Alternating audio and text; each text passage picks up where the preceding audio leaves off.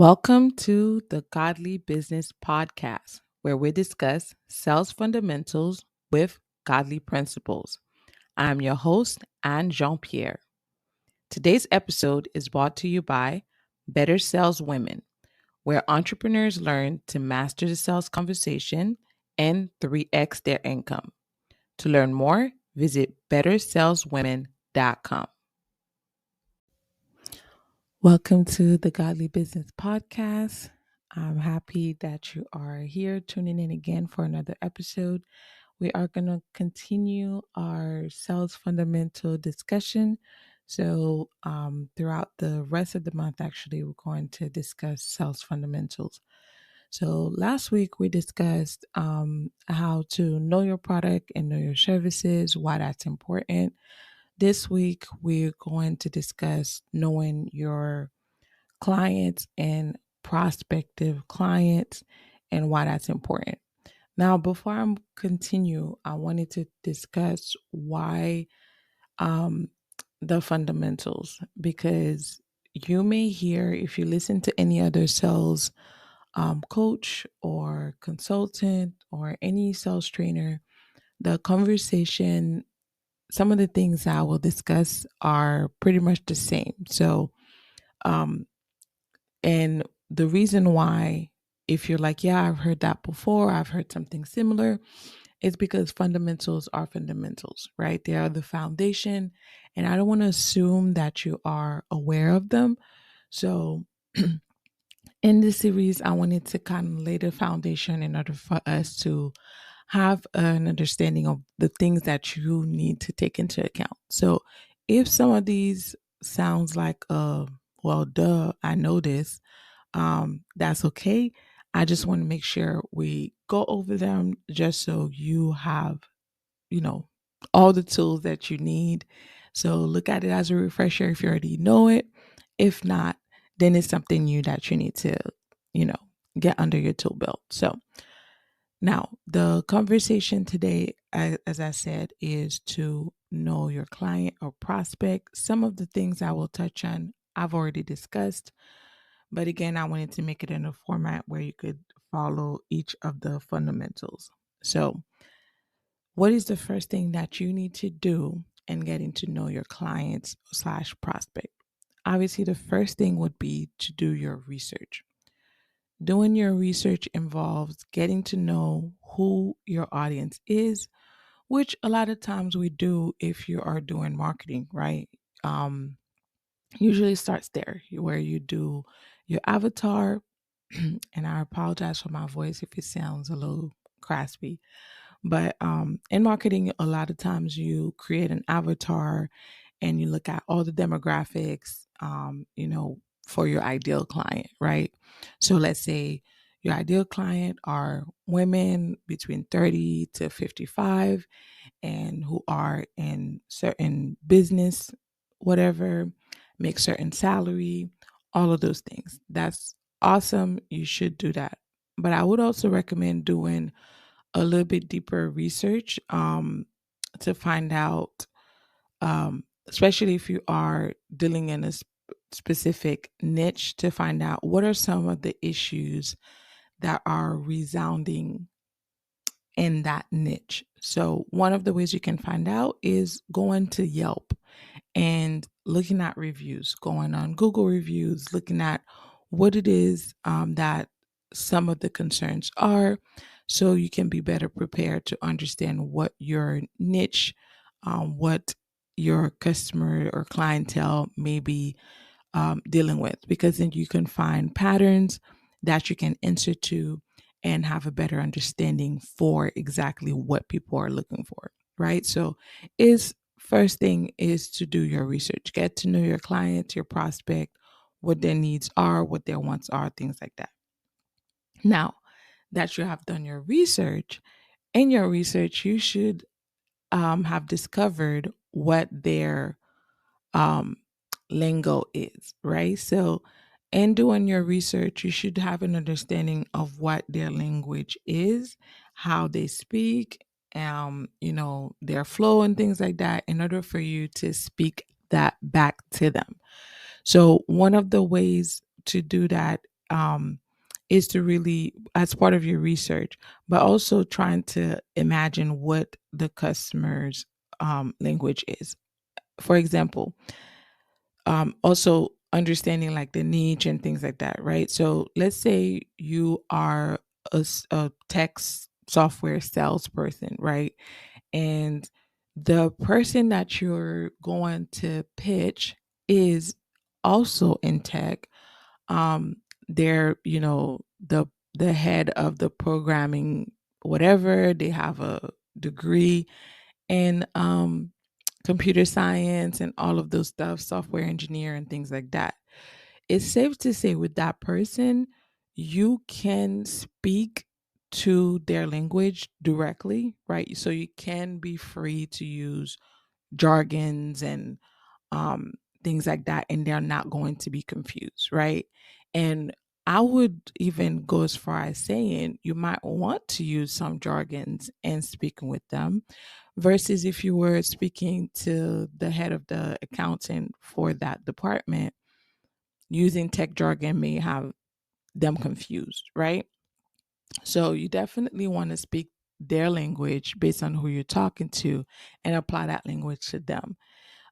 The other thing is that I find irritating is, let's say the person is in the field and the way you're speaking to them is like explaining every jargon to them just to make sure everybody's on the same page.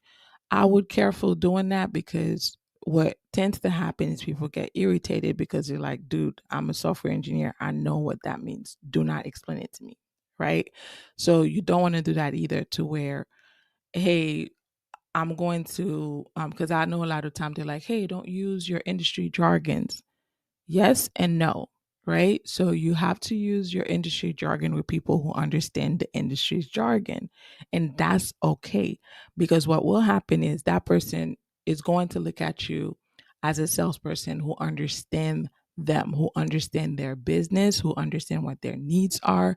They're going to feel much more comfortable with you as a sales rep versus someone who is not using the jargon or trying to explain the jargon to them and could potentially offend them, because I have seen it, right? Like, okay, like I know what this is, you know what I mean? So you want to definitely make sure you're not doing that and getting the language correctly, right? Knowing your audience, doing your research and know who you're talking to in order for you to get that language down. Okay? So that's the second thing. Um, the other aspect that I wanted to get into is something we talked about before as well, and that is building rapport. Um, Now, everyone approached this subject a little bit differently as far as them building rapport. Some people will advise, and I was trained like this as well, will advise for you to, talk about other things not related to the subject at hand, right? The weather, how your kids are, things like that. I, on the other hand, do not recommend that. I'm not saying the other way is wrong, right? Because there's a lot of coach and consultant who advise that and is successful. I've had success when I was trained like that, but I found more success in building rapport around the subject that I'm talking about and asking really good questions. So, for example, let's say you're having a conversation with someone, and I'm going to tell you why I think it's important to stick to the subject while building rapport, right? So let's say you're having a conversation with the person and you're like, um, and they say something, your question is, oh, I'm really sorry. Like, how long you've been dealing with this, right? This is building rapport, right? You're showing empathy, you're showing like that you are listening and things like that. But why ask that question? Why ask questions and getting the person to talk more is because when it comes to overcoming the objections, at that point you have a better leverage to use those questions, the answers to the questions to overcome the objection.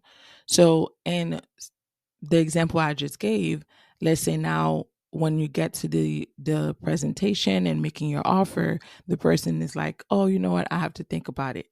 Now, based on what they tell you, you can go back and be like, "Hey, based on our conversation, you told me you've been dealing with this for X amount of times. Like, is that something you really want to continue dealing with? And we can resolve that today, right? So, how can I answer your question? Blah, blah, blah." So, this is why I say for me, building rapport is asking a lot of questions, right? We've talked before on how what you want to do is, speak 20% of the time and allow your client or prospect to speak 80% of the time. But I tell you that 10 to 15% of that 20% that you're talking is pretty much asking questions, asking lots and lots of questions, because that will determine where, how to overcome the objection, get you a better understanding of your client in order for you to succeed. So that's that. Now, going into transitioning into this aspect of asking question, building rapport and things like that is truly making sure that you understand what your client's concerns are and answering those clients' concerns. So, one thing that I've noticed is, let's say you have a gym, and everyone who every person who fits a certain demographic are doing it for a certain reason. So for example, let's say every woman who walks into the gym or your session are in their early to mid 30s. They're all trying to lose about 30 pounds. All of them is because they have an event coming up, right? So 9 of the last people that came into that fit that demographic, all of them have that same concern, have that same reasoning, right? I have that same um whatever, right? So then you, by the time you get the 10th person, you don't even try to dig deep, because you are making an assumption that this person, their reasoning, their concern, their worry is the same reasoning as everybody else. Oh, she must have an event that she's getting ready to, because I've had the last 9 people who fit that demographic are all having the same thing, right? So what you don't want to do is making that assumption that this is what it is, right? So I would definitely caution, when you are doing your thing and you find that every person and demographic, because you did your avatar and they all have this reasoning, do not make that assumption that that's why they're going, right? I give the example a lot in sales, where think about, even if the product or service can be attached to multiple demographics, or the same demographics, they may have a different reason, right? So like the professional um photographer is going to want to buy this camera for a different reason than the retiree who wants to pick up photography for the first time, right? So the same camera could be very good for them, but you're going to highlight a different benefit um, to them, right? So the feature is going to have a different benefit to the beginner and versus the pro.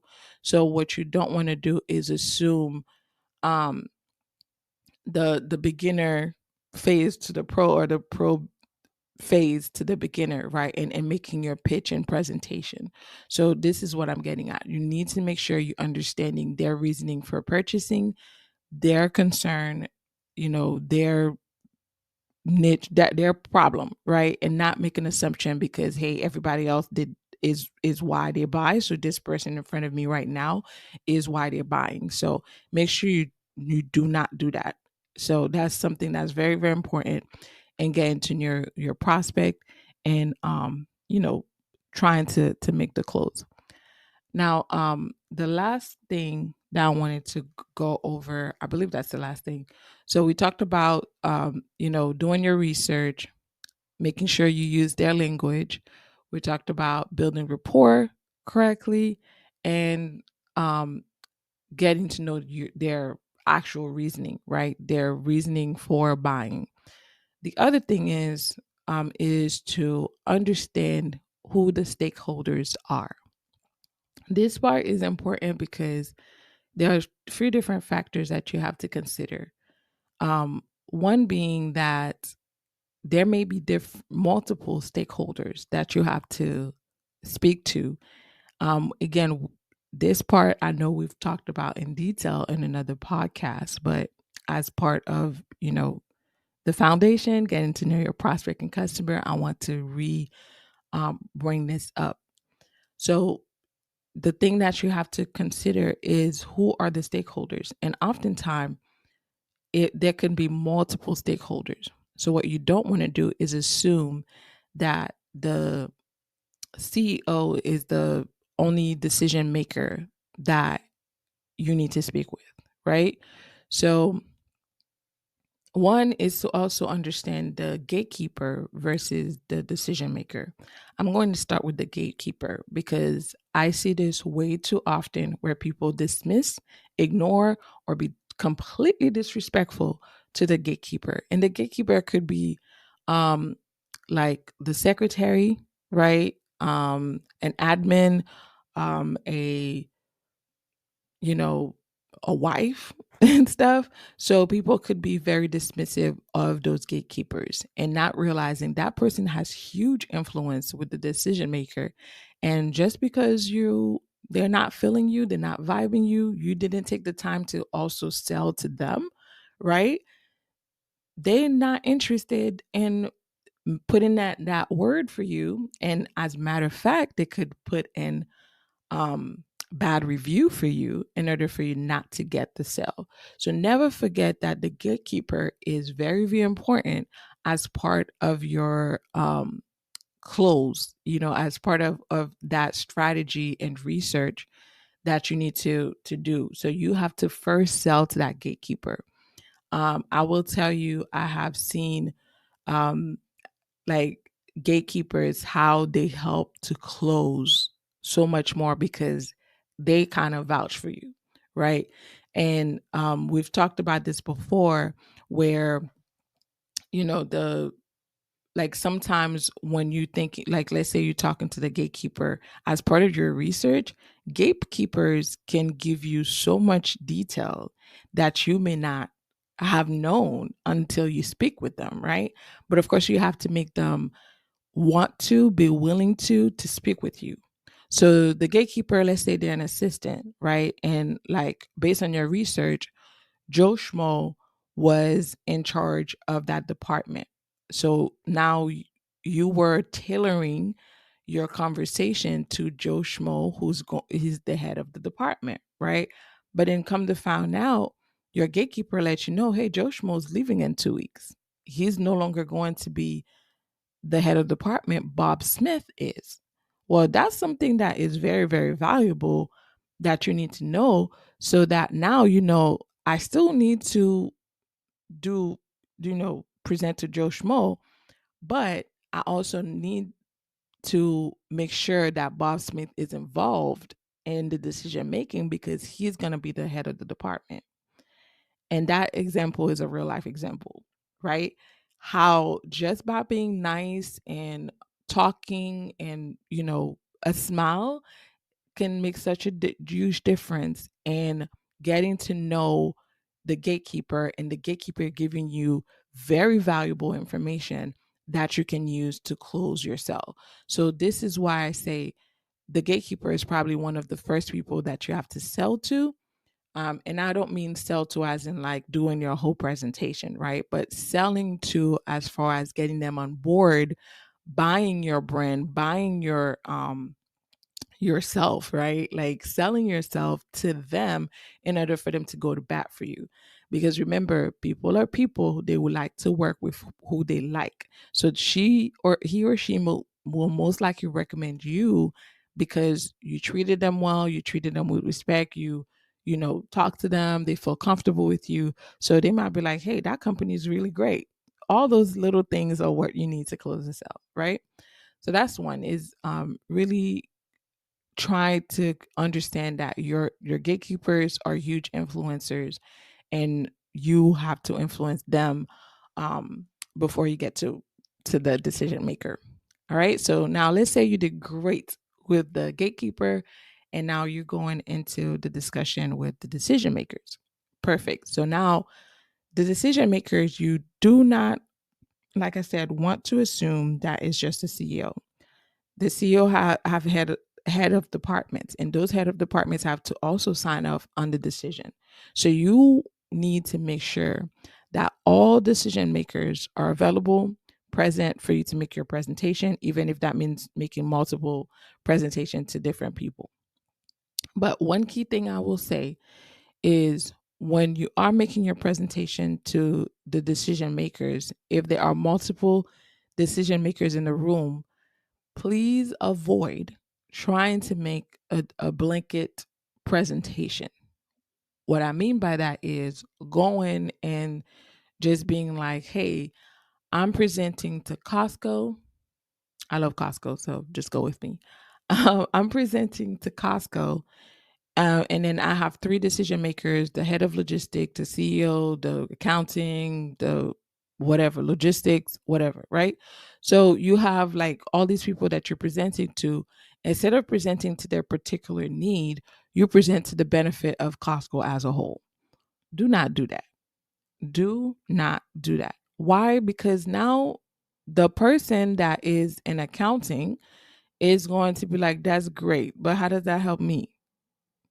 Oftentimes we forget that people have different agendas for themselves, right? Like the accountant needs to make sure they reach their goal, right? They want to make sure their job is secure. They want to make sure they look good to their department, and things like that. So what you don't want to do is just do a blanket um presentation and just be like, "Yep, that's what we're going to go for," and things like that, because now you alienate them, right? So you definitely want to make sure that when you're doing your presentation, you present to each and every interest in that room.